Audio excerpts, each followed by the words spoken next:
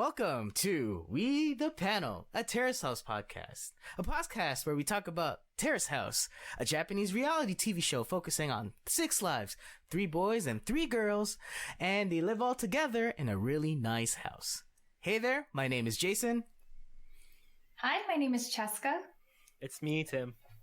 Hey, and it's James.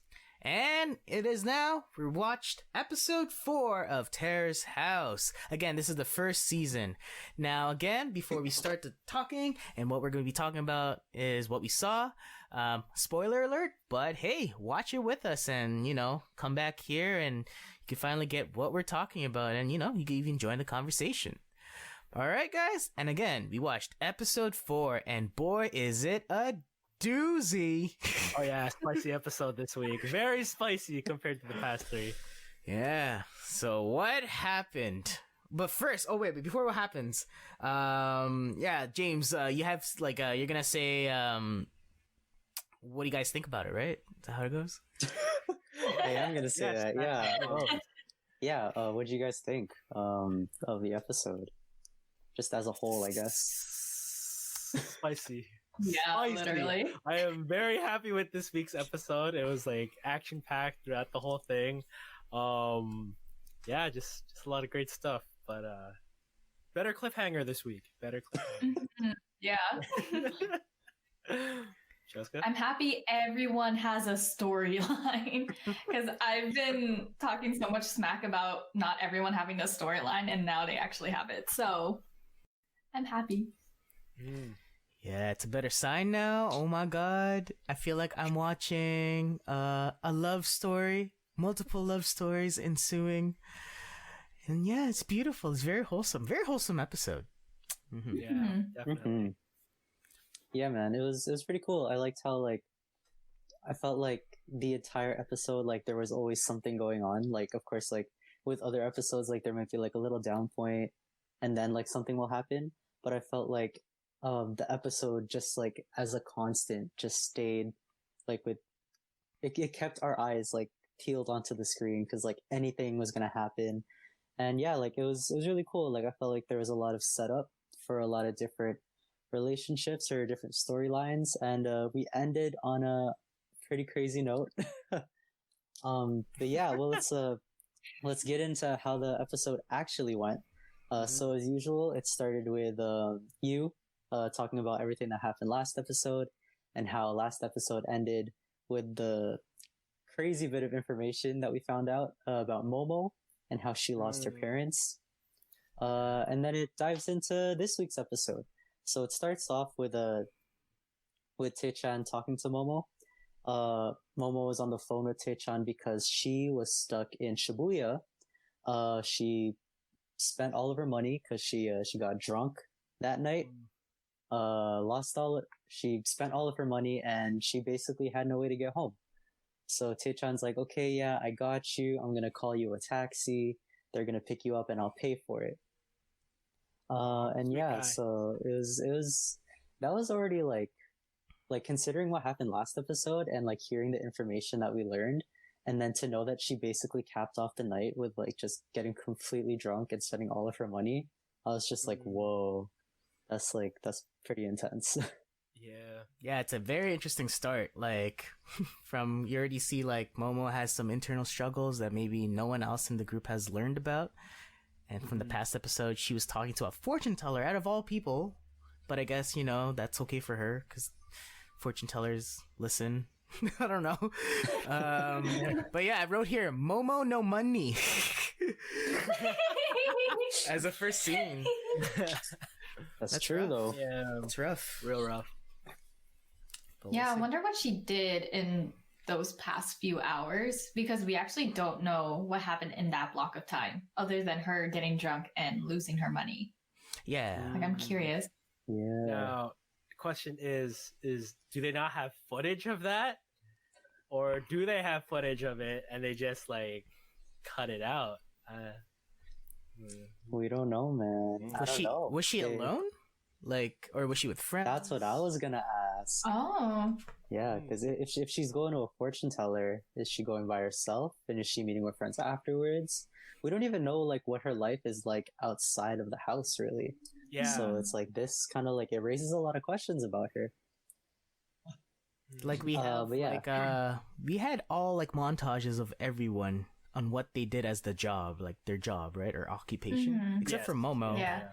She's an aspiring or she's an author, but even I guess maybe it's too boring to have a montage of her writing something down or typing something. But yeah, we don't really know much still, except her family issues. But then again, yeah, continue. But yeah, so then after that, she actually does get home, and then it pans to a shot of Masato, who's writing a poster for his mom's birthday, because his mom is celebrating, she's having a birthday party that day. And it was really cool. It was pretty cute. It was a nice poster of him surfing.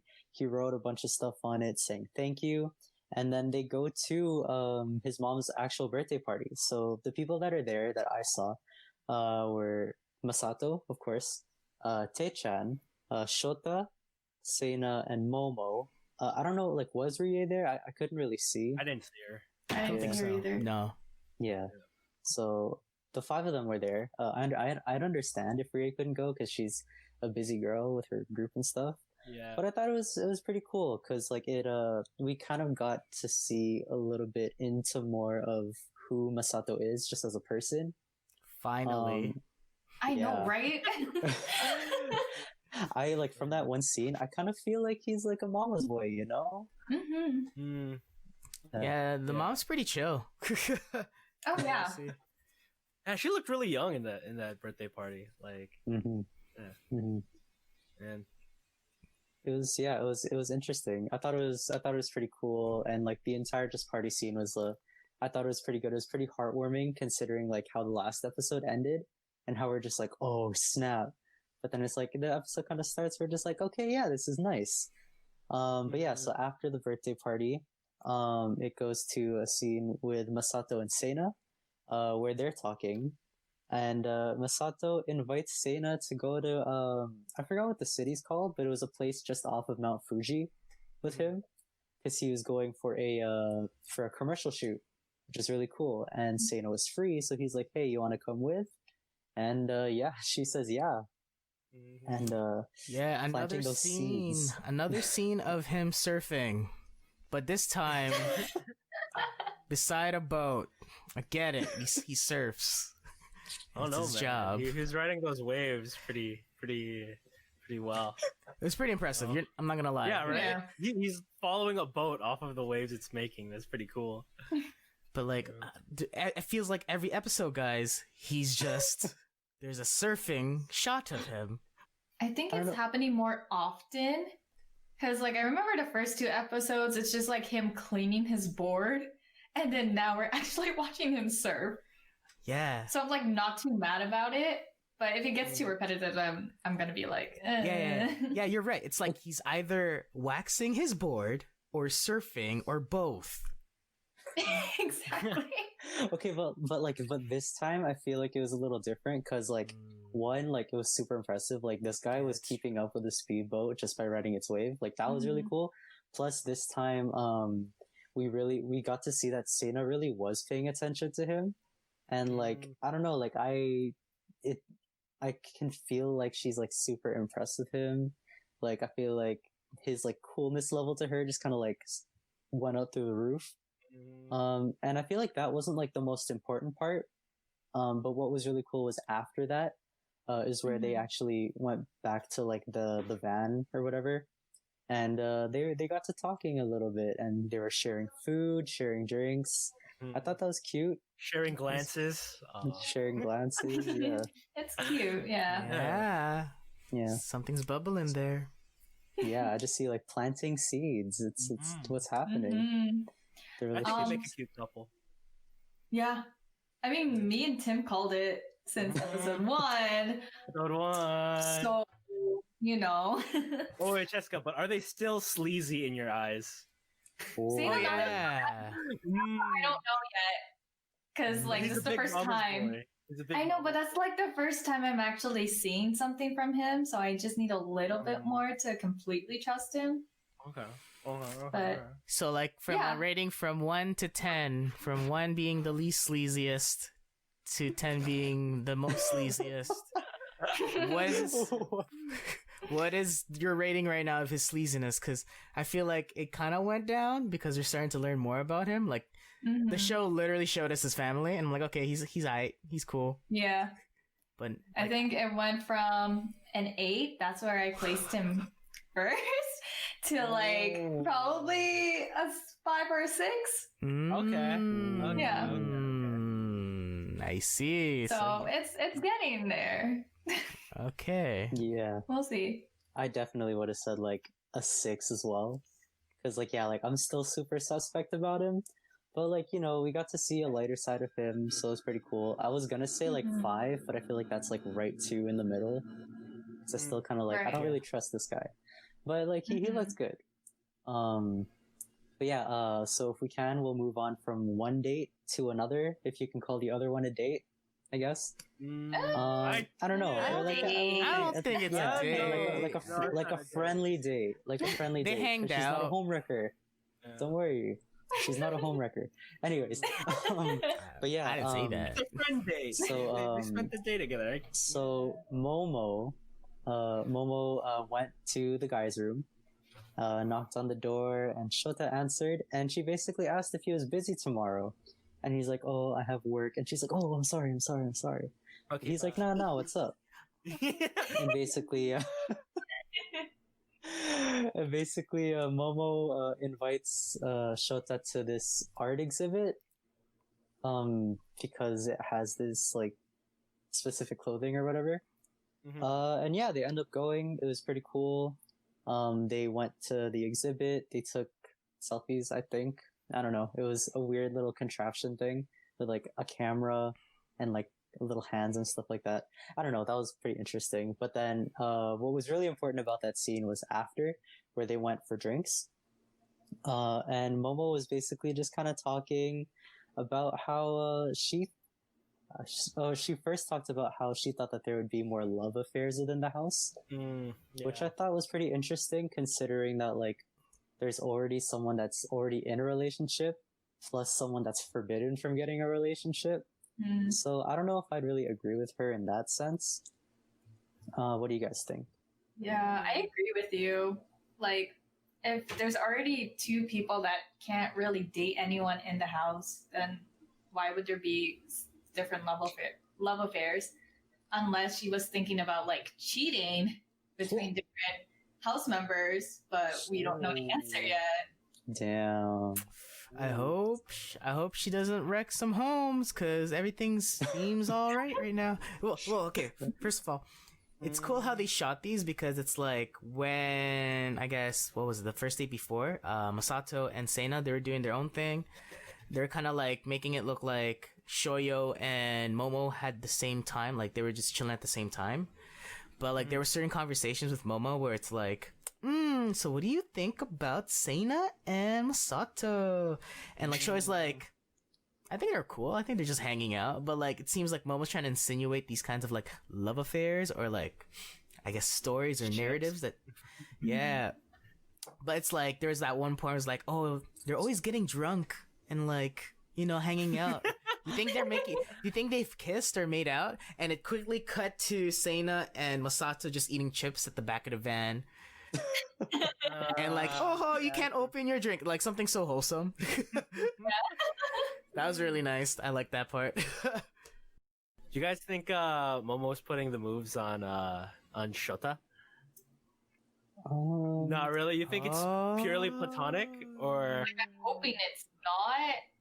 But Non-platonic, but I mean, she's barely talked to anyone in the house. It's only Shota. yeah. She's like, you know, she clearly, I think she came to Terrace House with the intent of finding somebody. I don't know. I just feel that way because she's putting, like, she thought that there'd be a lot more love when, like, love affairs when she showed up. Maybe that's what she was looking for or what she was hoping for. And then, I mean, you know, Shota's a pretty cool guy. He's a good listener and stuff like that. I mean, like, I don't know. I honestly thought that she was asking those questions to get some inspiration for any of her writing. Oh, okay. But honestly, I could see your theory happening too, Tim. So who knows? It can happen. Exactly. True.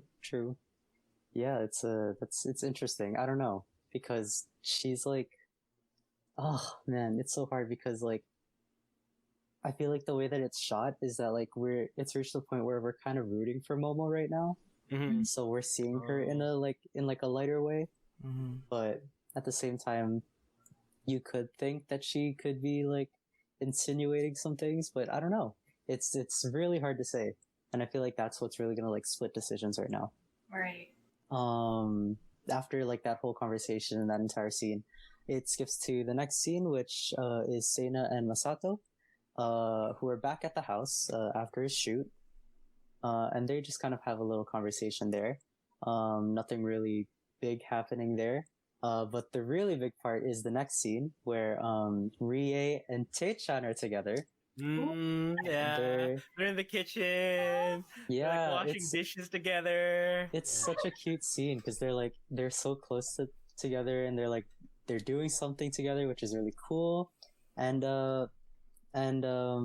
Rie brings up how there's a meteor shower happening that night. And she asked Tae-chan if he wanted to watch it with her, and he's like, "Oh yes, let's do it." Which is really cool. It was really cute.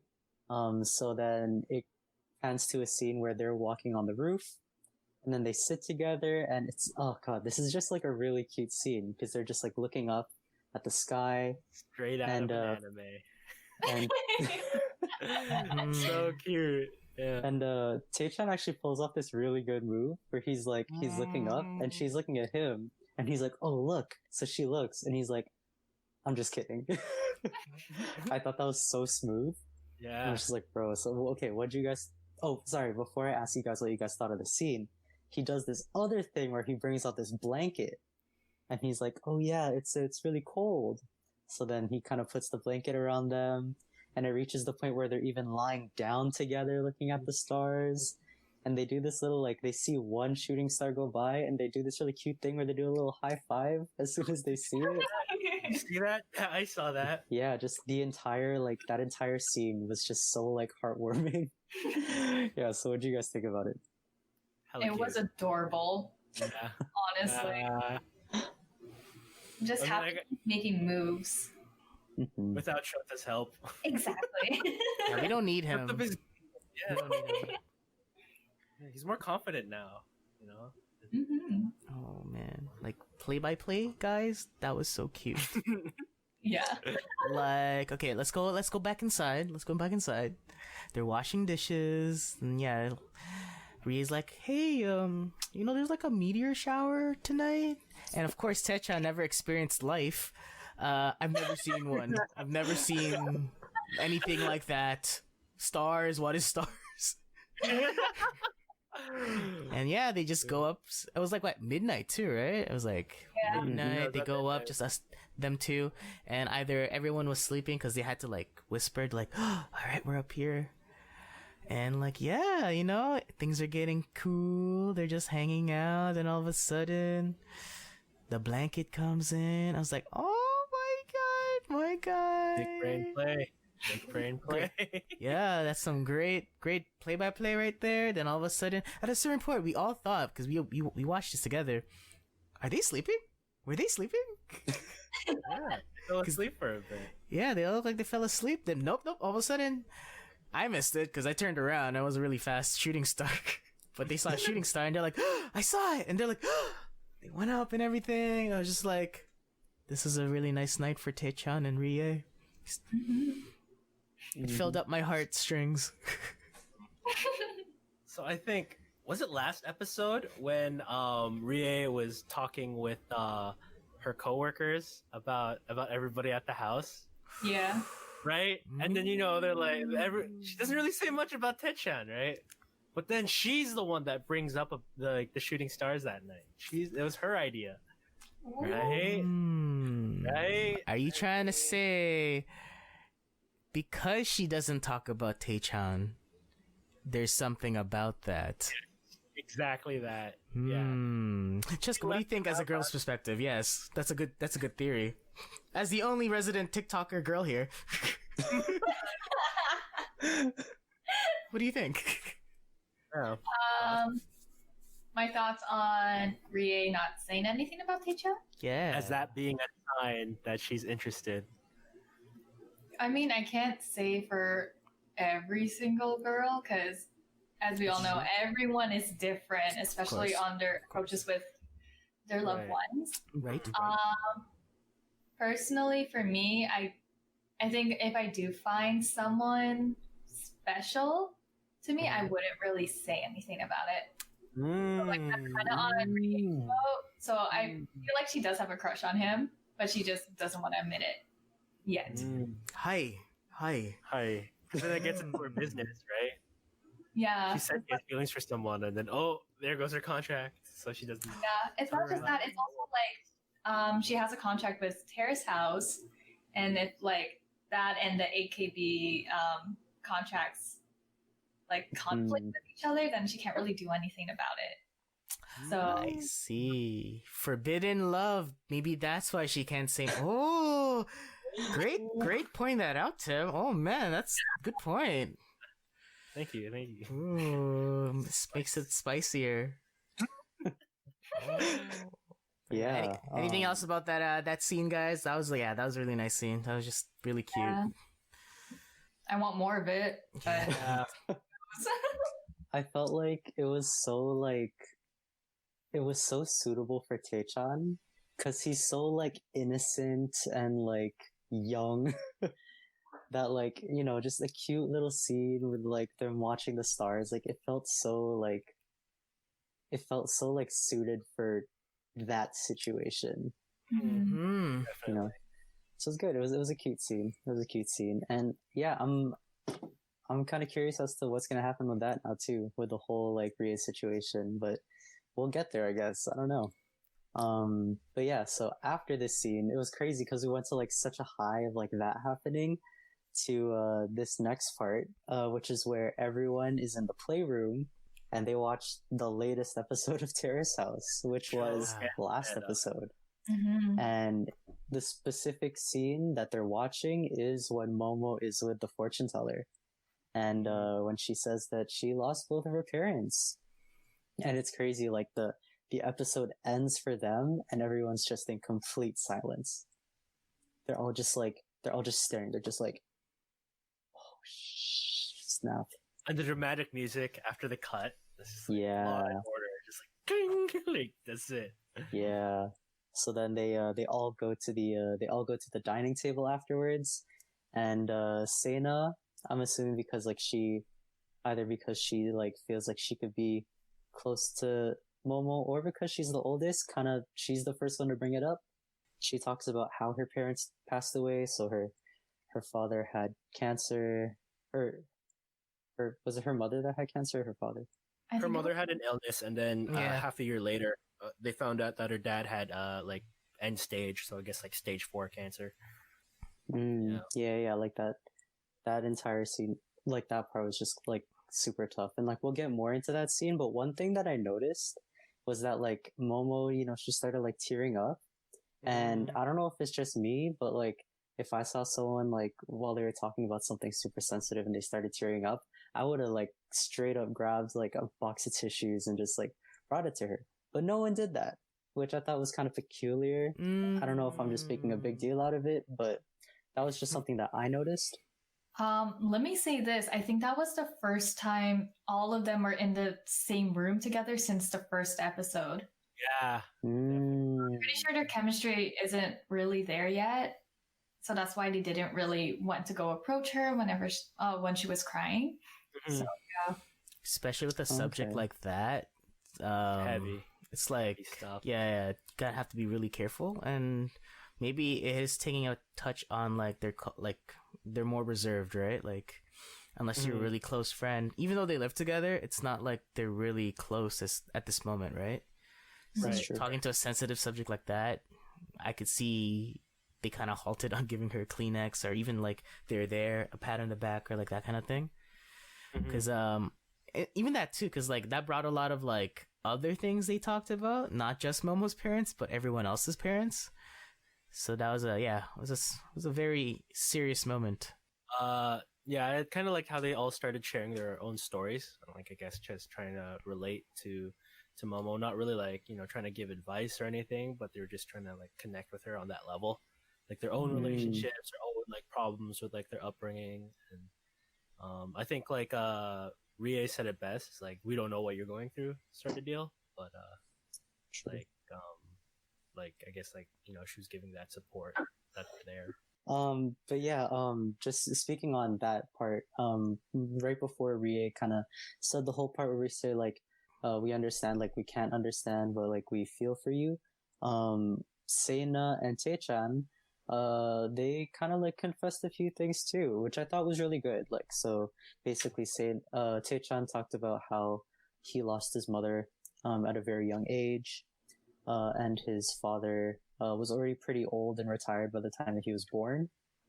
And I guess like the whole part of like that conversation was talking about how like since Momo she lacks important people to worry about, because she had this whole part when she was talking about it, about how like since your parents do so much for you, as soon as you're like out of the house and doing your thing, like you need to provide back for them, right?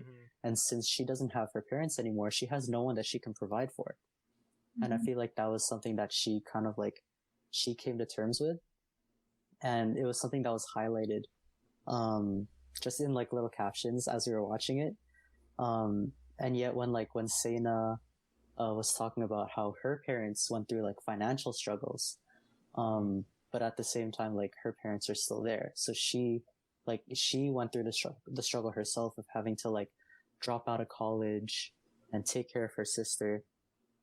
And basically like her dreams were kind of put to the side in order just to be able to provide for her family. And the whole thing with Taechan and how he lost his mother, and how, so that kind of affected him, and he's kind of vicariously like working for his father, who is also retired. So I felt that it was really good, like just to try to like sympathize with her, and try to like bring Momo kind of down and kind of calm her down a little bit. I thought that was pretty good on them. Yeah, like what did you guys think of that entire scene? It was definitely like, I don't know, like a real talks moment. They were just like, just sharing all their feelings, and I think was trying to bridge the gap that Momo was trying to say, how like she doesn't feel like she's able to talk to anybody in the house, but now that they're all putting their personal stories out there, it's like kind of a gesture saying, hey, we can talk about this, or we can talk about whatever. Like, you can be candid, I can be candid. I think Seina said that to her, like you can just say or be yourself or something like that. Did you see something like that in the chat? Yeah. So one of the biggest things that she had like a gripe with the house was she wasn't able to share anything, right? Like that's what she said to the fortune teller. I'm glad she took this opportunity, and instead of just like complaining about that, she she actually opened up, which was great. And she did say that she never really talked about the death of her parents, right? To any haven't talked about it at all. So I feel like that's a great step for her, and hopefully what they did that night, sharing those experiences and like just like talking, grows and makes them have a greater bond than from before. That like when they watched the episode, like I hope like they grow from it, and like she's more open, and hopefully that can open up into better relationships with the other housemates for Momo and everyone else. Just by looking at their reactions after they watched the episode, I feel like they all felt very guilty for not knowing it or not like being able to talk to Momo. So after that conversation, I feel like from there on, their whole dynamic is going to change, and it's going to change for the better. And I feel like they're going to actually interact with each other more as this episodes go on.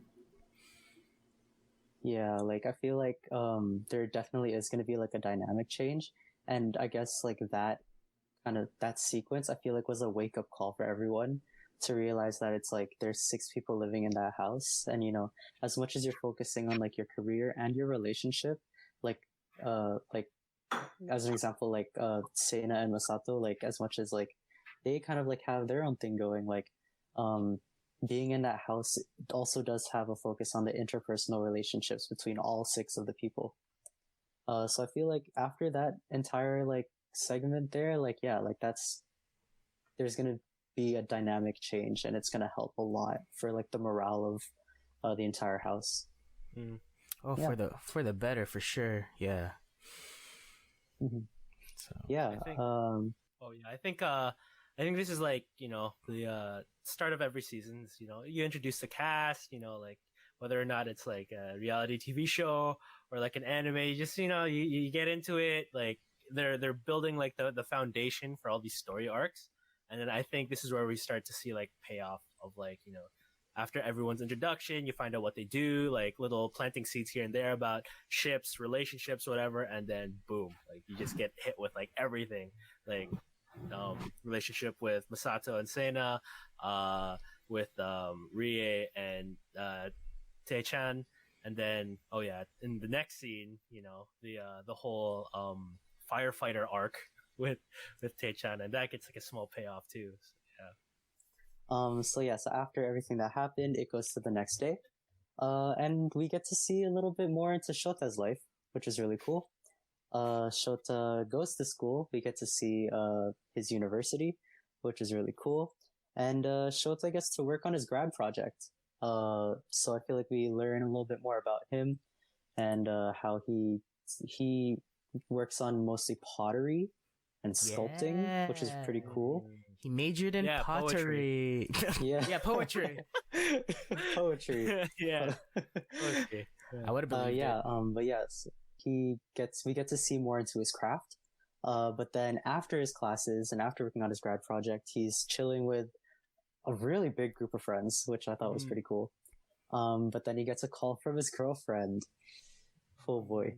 So yeah, it's so funny because like he sounded so like confident and stuff before the call. Like I think the actual line that he said was like, "Oh, you're so stupid" or whatever, like as a joke. But then as soon as he gets a call from his girlfriend, he's like, "Oh, it's my girlfriend. Yeah. Hello." So then his girlfriend asks him if they want to go out to eat. But he's like, "Oh, I'm sorry, I can't, because Tae-chan's getting his exam results back, and we were all going to be at the house to see it." So that was something. I don't know how significant that could be. I don't know if it's planting some seeds that there might be a little bit of tension now because, all of Shota's attention isn't going into his girlfriend in school. Now there's that additional kind of piece that he has to pay attention to, which is the house. So yeah, what do you guys think of like that little bit of tension that you might have seen there? Yeah, I could see it. I mean, she's like, let's get lunch. I think, yeah, that's what she says to him. Like, let's get lunch. And he's like, what? Now? Yeah. I can't. I gotta do, like, I don't know. Like, yeah, that whole dynamic change, like the way you read his body language or like the way he spoke, when he's just chilling with his friends and then his girlfriend calls. It's kind of like he's answering like a phone call from his parents. But yeah, okay, yeah, I'm out with my friends. Yeah, okay. Oh, I can't have lunch. We'll do it later. Bye. Like, I don't know. I feel like he's shackled. I haven't seen much of the relationship, so I can't say it's like a bad relationship, but like, I don't know. I don't see more of Shota when he's on the phone with his girlfriend. Yeah, he laughs at the most random times.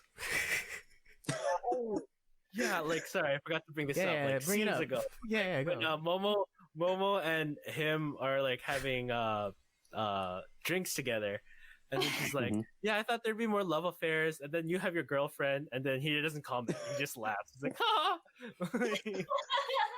Yeah, he does the signature Shota laugh. Like from what we hear from the first episode, it's like, you like her, and like, what is it this time? Like, he was having fun with his friends, like, oh, it's the girlfriend. Hello. Hello. And then he got all quiet. Yeah, you're right. It was weird. Like, he's kind of ashamed that he has a girlfriend or something, or he's trying to hide it off. But, like, everyone seems like he knows. Like, I think everyone knows he has a girlfriend. But, like, yeah, the conversation with the girl just be like, oh, I can't really, can't do lunch. I gotta go back to the house and share an experience with Taechan because he's gonna find out whether he got accepted or whatever. Then after that, like, I don't know, this is what I remember. He closes it, laughs again, and just like scurries off with his friends. Yeah. I was like, did he just laugh as soon as he hung up from his girlfriend? Like, why? I don't know. Maybe I'm reading too much from it, but he does. Maybe it's his laugh is just so interesting. Do you guys think that part, like, maybe not next episode, but like in the upcoming episodes, we will see Shota's girlfriend? Will she make a camera appearance, or will she just be a voice on a phone? I'd love to see her. I would love to see her, and I want to see them go on a date. Yes. Yeah. Right? Yeah. And I want to see just who wears the pants in that relationship, basically. Well, I can tell you that Shota's not the one wearing the pants in the relationship. I mean, like, from what we've seen, like, I don't know, he seems, again, for lack of a better word, pretty simpy. Oh. Wait, hold up. You don't know what? Is he really a simp if he rejected a lunch date with her? Oh. Yeah, but he was like, I don't know. Okay. That's a good point. That's not very simp-like. Because if a simp, a true simp would be like, I'm on my way, babe. Right? Okay, yeah. Oh my gosh. Oh, good point. But I feel like there's backlash from that. I feel there might be backlash. Like, do you think when people are watching this show, they're like, I can't believe he turned down his girlfriend for the housemates? I was going to say like that. Because like they are now agents of all of that like backlash, right? Or at least those comments or opinions. Yeah. Well, that's the thing about being on TV, you know, like you're gonna get both sides of any situation watching that. So there's definitely like at least like a group of people that are saying like, oh my gosh, why is he not prioritizing his girlfriend over everything? You know? Yeah. So, is it signs of a rocky relationship? Ooh.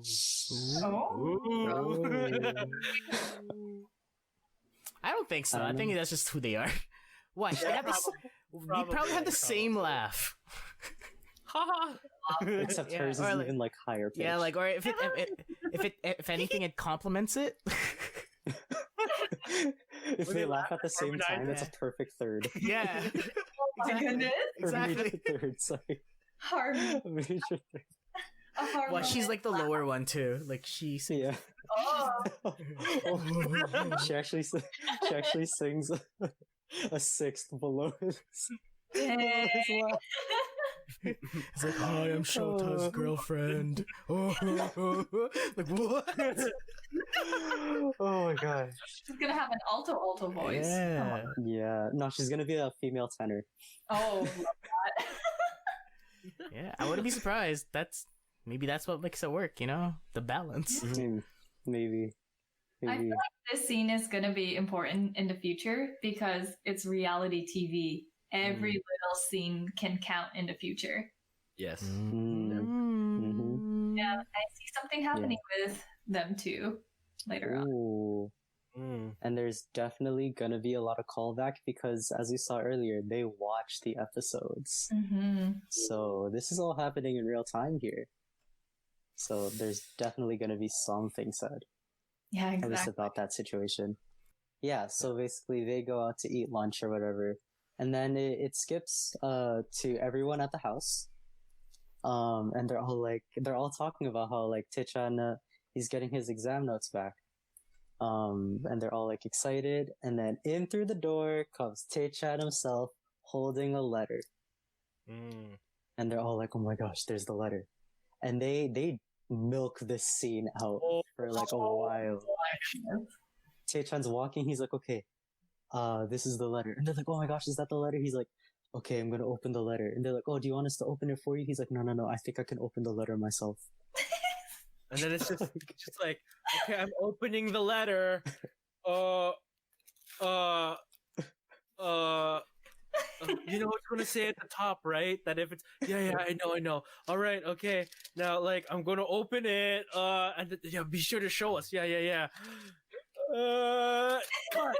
End scene right there. I was so mad.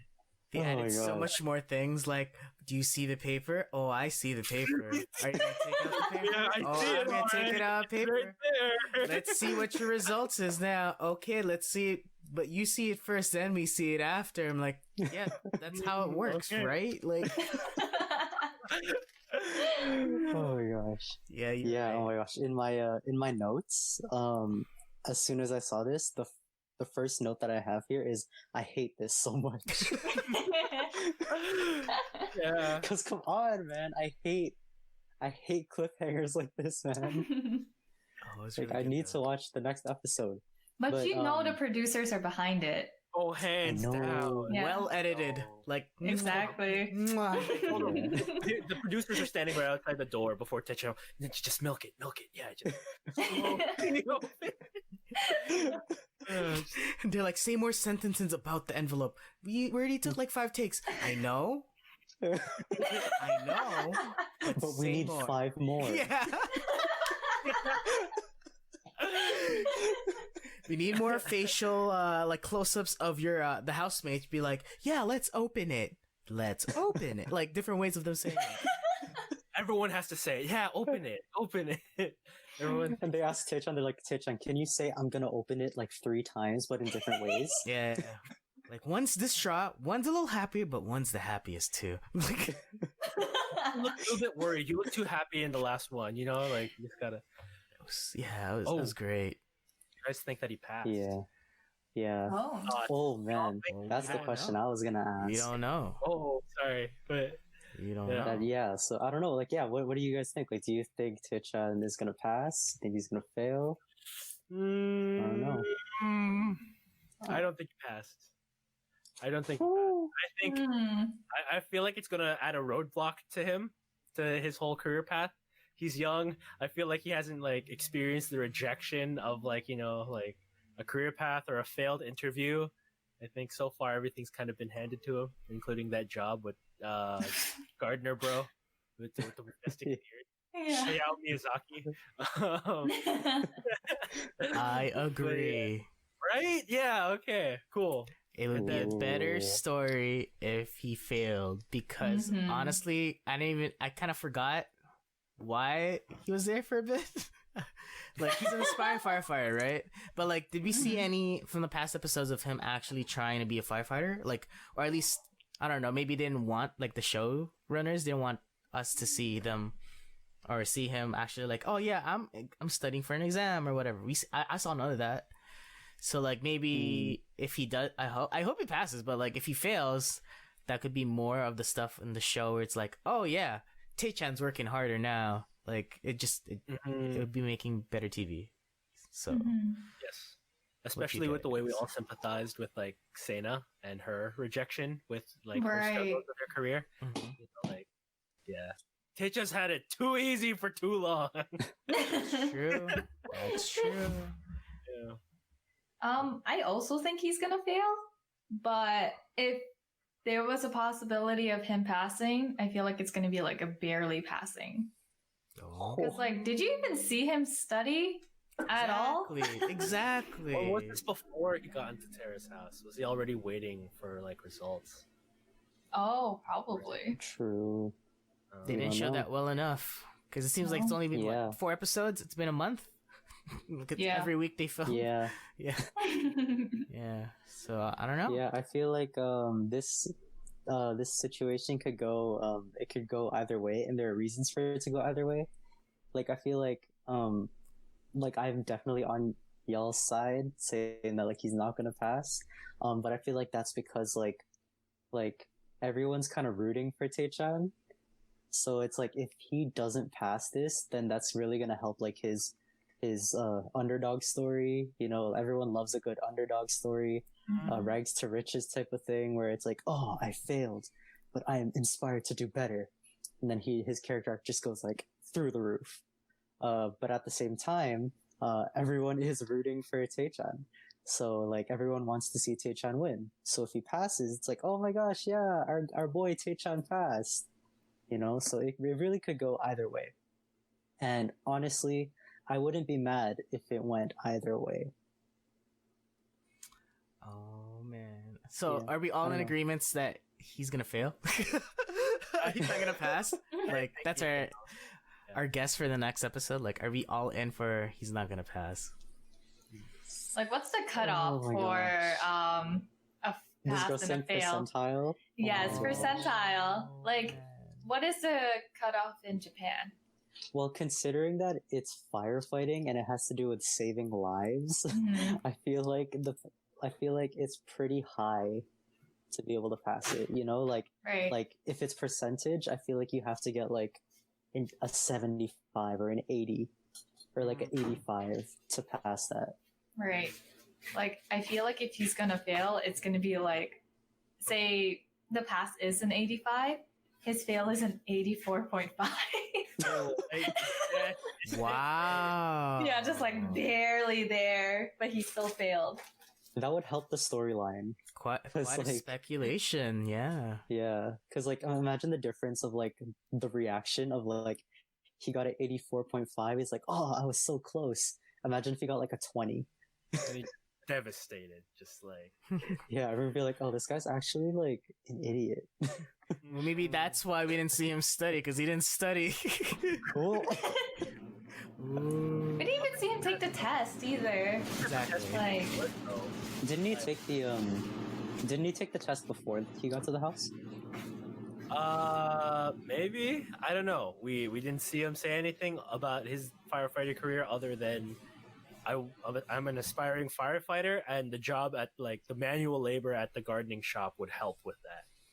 I thought in the first episode he said that like he did say that he was like studying to become a firefighter, but I also thought that he said in the first episode that he's waiting for his exam results. I could be wrong, but I thought he said that. So wait, so this is an exam for him to get into firefighting school, or is he's? I think it's the exam for him to become a firefighter. Oh, okay. So it's Oh, not I like think a- I think it's the latter. I agree with Jay. I think it's the exam to get him into fire. Oh. Because like if you're like if you're already in the school, you're already doing like all these things to like I guess like be physically ready. Like I stumbled across like a weird Japanese firefighter obstacle course. And like the stuff that they got to do in that obstacle course is like really intense, especially when you're carrying like an oxygen pack on your back, and then they also got to do like a fireman carry with like one of the other students like over your back too. So like if he's training for or like getting physically ready for it in the gardening shop, I don't think he's gone to training camp. Oh yeah. You're right. Ah. He's also just a really skinny guy. So That too. Yeah. Interesting. But yeah, as we said, like the episode ends on him opening that letter. Yeah. One more week. I know. Any last little thoughts about the episode as a whole, or just the last scene? I think it's the best episode out of the 4, hands down. Just because you got so many storylines happening, so many relationships, and then a really good cliffhanger, even though you guys hate it so much. Okay, I don't hate it. It's one of those things where it's like I love it because it's so well done, but I hate it because it's like I want to know what happens next, which is what it's supposed to do. Yeah. Oh, that was a great episode. Oh, did you guys? Okay, so just one comment. When they were watching Terrace House, and you know how every Terrace House episode ends with the door closing. Mhm. Did you guys think? Because this episode was pretty well paced, so everything just felt like, oh damn, things are happening, right? So when that episode, when they stopped watching the episode for episode 3, and there was that silence. Did you have in the back of your mind that they were gonna end the episode then too? Yeah, I could see that. Yeah, that would be so meta, but yeah. Because it's meta enough, right? They're watching the episode. last week, which is basically last episode, and it just closed. And for a split second, I'm like, are they gonna end it here too? Because that's crazy. Like, I wouldn't be mad because it's just like, well played, Terrace House, but they didn't. Thank God. I feel 'cause there's like more. Yeah. I don't know. I feel like I wouldn't like it as much purely from like an audio type of standpoint because it plays the audio of that episode ending. So if it went from door close, few seconds, door close, like I feel like that just wouldn't sound good. You know? I get you. But it feels like it would plant a seed every time we watch the show. Unless you're not looking at the timeline of the episode, like, at all, you're in the back of your seat every scene of just like, oh my god, I hope it doesn't end. Oh my god, isn't Right. like... So, like, it's always in, like, the back of your seat, which is kind of weird considering this is such a show about nothing. You're, like, you're tense. I don't know. For me, I kind of get tense when this happens, where it's like, no, they're gonna end it? No, they're not gonna end it? No! Okay. But, like, I kind of like that because it's, like, I gotta pay more attention or, like, enjoy the little details of each and every part of the episode. So that's nice. I like it. I just like the show, guys. No. I feel like the editors actually learned from, I guess, episode 2, because in my opinion, episode 2 was like the weakest editing I've seen so far. Damn. And I'm pretty sure they learned from it because now the pacing is actually getting more consistent and actually getting better to the point where the cliffhangers is where people are like getting really frustrated. Like, no, I want to see more of it. So yeah, I think like editing wise, they've improved so much from the first 2 episodes. I'm sorry, I was just looking at like my notes from the second episode and just to remember like what the cutoff was there, and I definitely agree. What was the cutoff? The cutoff in episode 2 was after they watched the first episode and they were all on their phones. Oh yeah. And then it just cut off there. Right. Yeah. That was kind of like, But I will but this- never forget that. Like, I was so mad at how poorly edited that was. Oh. Damn, she said she'll never forgive I'll Terrace. never forget that. Oh my god. You know what this That's an episode was called, inside though? joke. You know what this episode? What was it? It was What? called "Thank You for Being Here." Oh. Oh. I don't know. That's just random for me. Do that. You know, it fits into the whole Momo arc. You know, like thank you for being like, you know, we're here for you. You know. Oh yeah. It fit with the mom's birthday party. Masato's always there for his mom and his family. Yeah. I guess that's true. Well And, played. You know, And- whatever happens to Taechan, you know, we're here. Yeah, even the date with Taechan, you know, maybe Rie's like, thank you for being here with me, you know?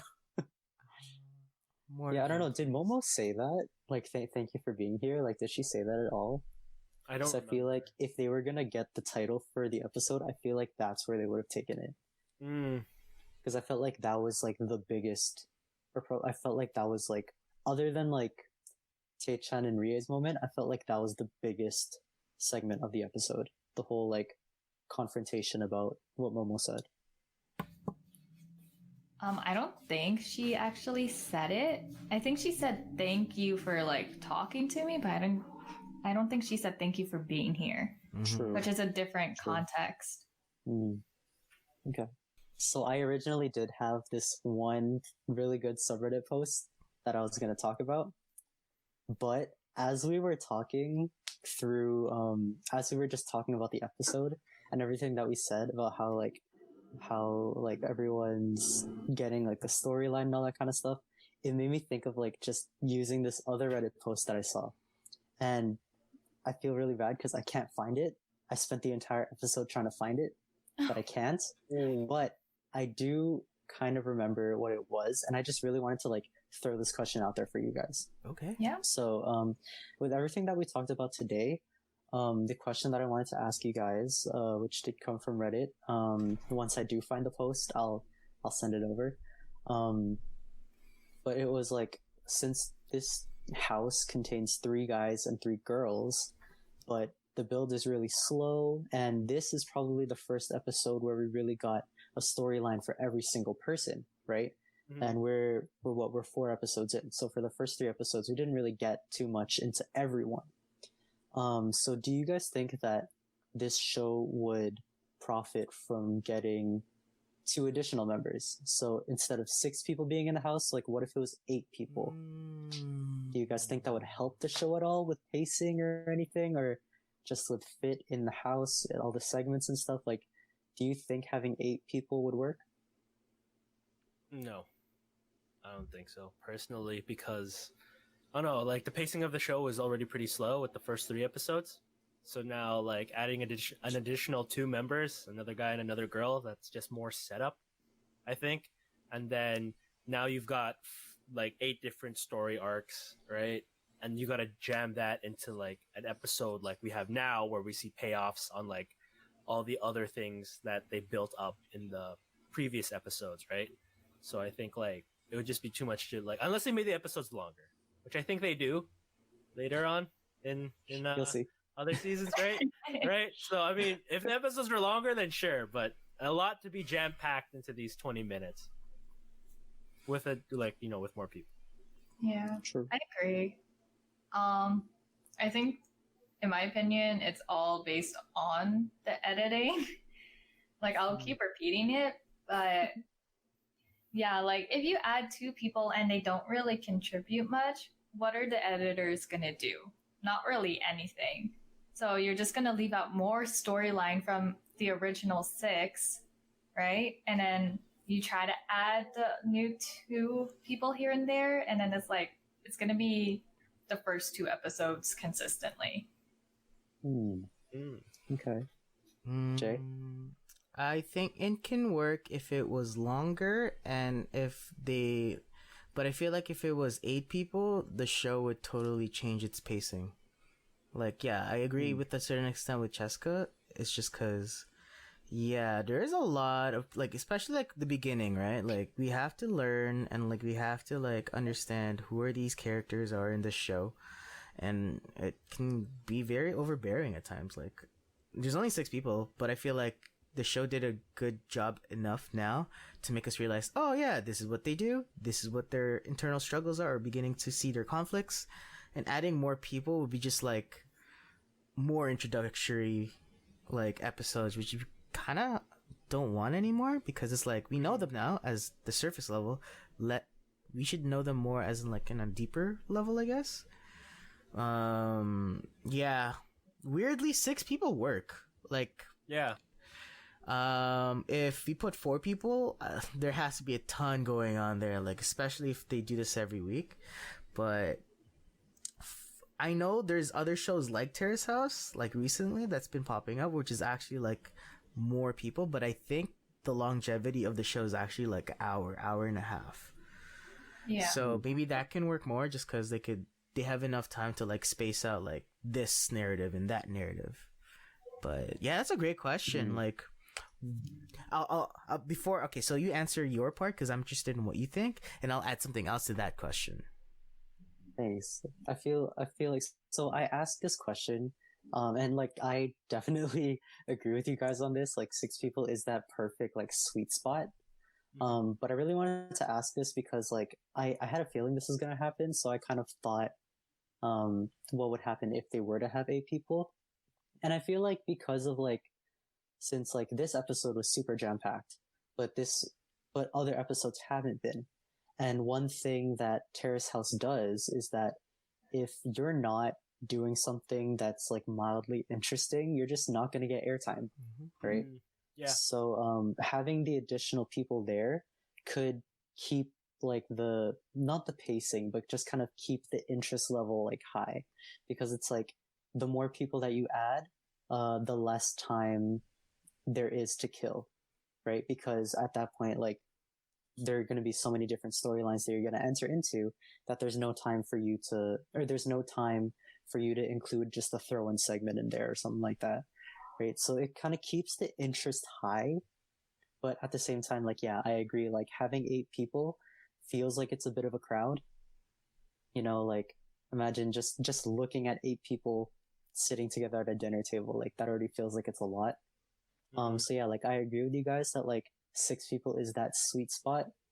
But if they did add 8 people and did something to kind of like accumulate for the additional two people in terms of like time. Like, so yeah, if they extended each episode by 10 minutes or whatever, like, yeah, it would I feel like it would work, and I feel like it wouldn't diminish the show too much.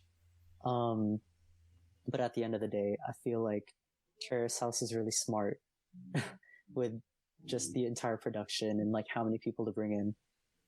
But yeah, I'm glad you guys had like some sort of input there. That's pretty cool.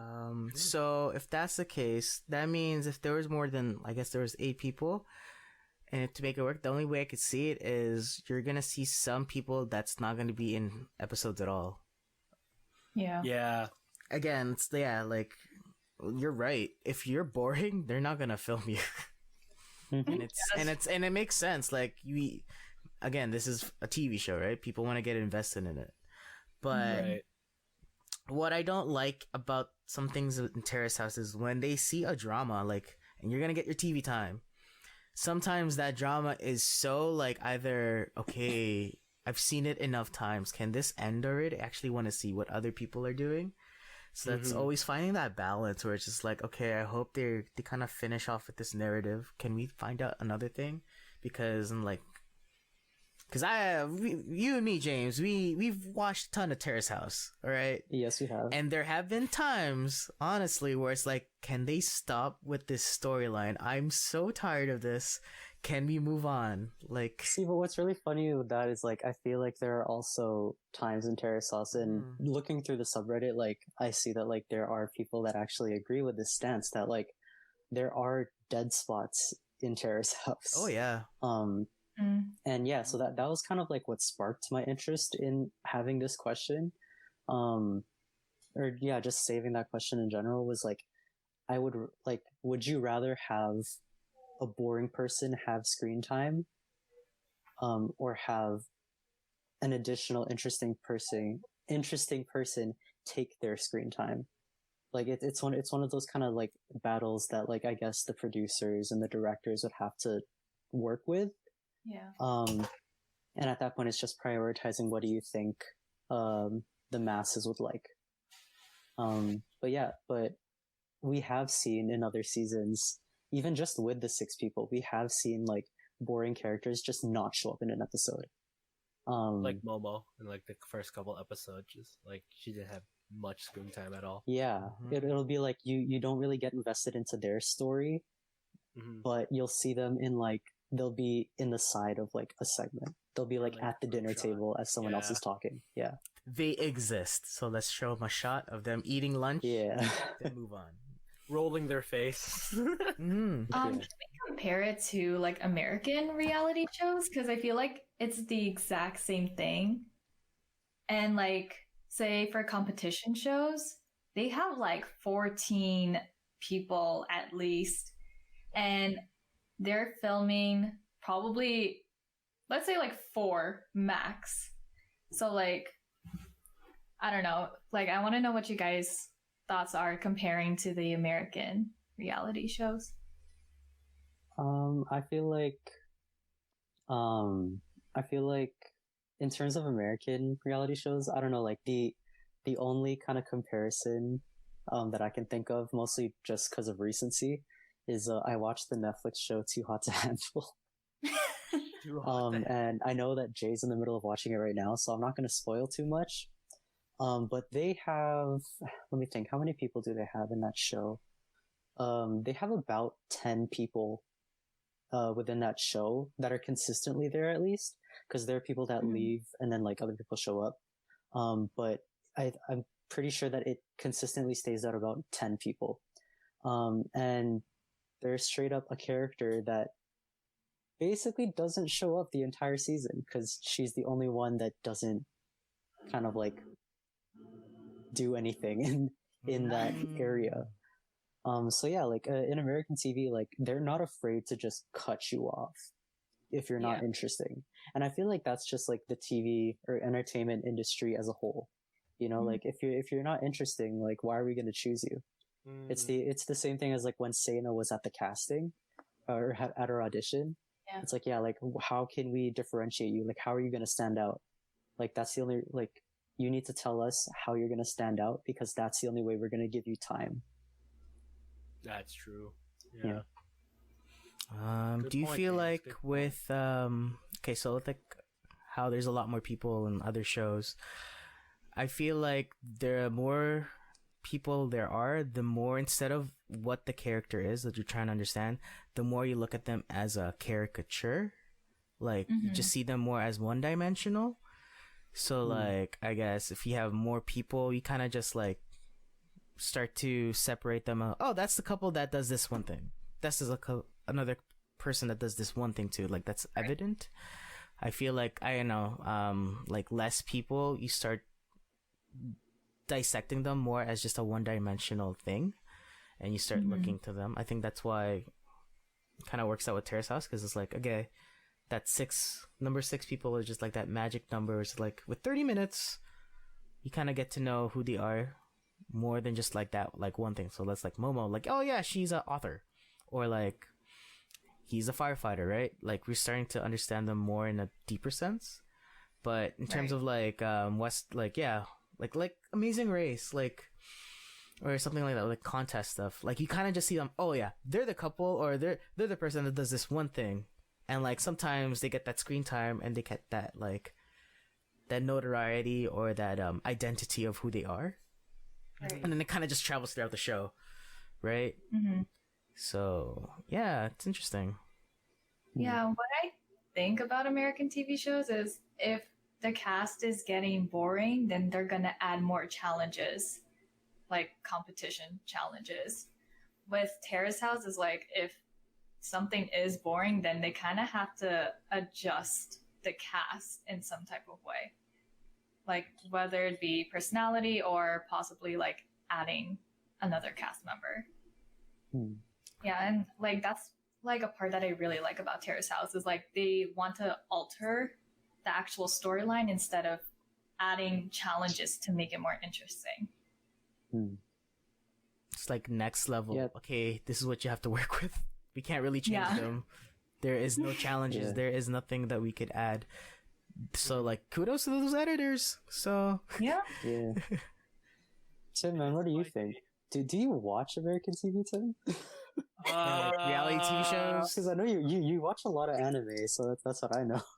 I mean, like I watch American sitcoms, The Office, Friends, How I Met Your Mother, but like not really like reality TV. I mean, I think like the peak of reality TV, I think, was when I was in grade 8 and everyone was talking about like the Jersey Shore or something really stupid, Oh my goodness. or Keeping Up with the Kardashians or something like that. True. And you know, those shows are completely like paced differently. It's drama every other turn. Like who's yelling at who's getting like whatever thrown at them. Like I don't know. That's my only experience with that. True. Wait, True. are singing shows like those competition shows counted as reality TV? Yeah, they are. Yeah. Really? think so. Like The Voice, American Idol, Yeah. RuPaul's Drag Race. That's all reality TV. Yeah, it's all reality. Yes. Okay. Yeah. Well, Has those that ones changed aside, your... no, those ones are like all competition based, right? Big Brother and like all that. So that's that dynamic. So I guess like the only closest one to Terrace House would be like, yeah, Jersey Shore, Keeping Up with the Kardashians, where it's based on their life, their genuine life, sort of, you know, like. Speaking of Jersey Shore, didn't they only have 6 people too? I only remember. You can't ask me that question. I have no I idea. only remember. There's 3 guys. And what's the other guy? No, there's 4. The My bad. There's 4. There's 4. So there's 4. Situation, yeah. There's 4 guys, 4 girls. My bad. So there's 8. There's 8. And that was a lot. That was a lot to handle. But then again, they probably had the same issues. Like, oh, this guy didn't do much. Let's go to the biggest drama guy or girl. I don't think so. Yeah. In that show, you could see the producers in between takes whispering in the in their ear about, you know, like, do something. Yeah, throw the bottles at the bar. No, it's okay. We'll pay for it. Like, there's an actual scene where like you see a producer like tell Snooki like, yeah, just throw the bottle at the bar and make a huge scene. Yeah. Sounds like another podcast. I'm playing. No, we ain't touching that. Oh gosh. Not touching it with a 10-foot hockey stick. Got it. But yeah, I feel like this kind of plays into like even just like Japanese culture, because like in American culture and like American like reality TV, it's really like relationship based, right? Like it's like, oh yeah, who's gonna hook up with who? Why is this person like beefing with this person? All of that like constantly. Whereas in like Terrace House, and I guess like even in just Japan, like Japan is a very like career oriented, like all the people are career oriented, right? So in American reality TV shows, when people hook up, now like they have so many people because when people hook up, you follow the storyline of those two as an item, right? Whereas like in Terrace House, or at least what I've noticed with this season in particular, since everyone's very career driven, you're following the singular storylines of them, with the exception of maybe like Seina and Masato, I guess. But for the majority, like you're just following the storylines of people just as their individual selves. So yeah, that's why like I guess 6 people is the sweet spot for them. For now. We'll see. You never know what happens. Times will change. A lot can happen between 2012 and now. That's true. That's We still got 94 episodes to go, man. Like, this guy's counting it too. 94 episodes. Oh man. Oh man. Okay. Yeah, and so if no one's really got anything else to say, this is where we're going to end off the episode. But before we end it off, you can follow all these lovely people on social media and all that kind of stuff. You can follow me on Instagram at JamesJT_27. I also do have my own personal YouTube channel where I do some music and stuff. You'll find that down in the description, I guess. And yeah, Tim, where can they find you? You can find me on my IG, Timbit1997. I think that's it. Yeah, Cheska? You can find me on Instagram at Cheska Camille _. And then since I am the resident TikToker of this podcast, you can find me on TikTok at Ches Camille. And Jay? And yeah, you can find me at Twitch, twitch.tv /FurJiggles. And my IG and yeah, my Twitter at FurJason, FerJason. And they're all going to be, showing up on our borders over here. You'll see that. But other than that, thank you again, guys, for joining us with We the Panel, the Terrace House Podcast. Goodbye, everyone. Bye. Bye.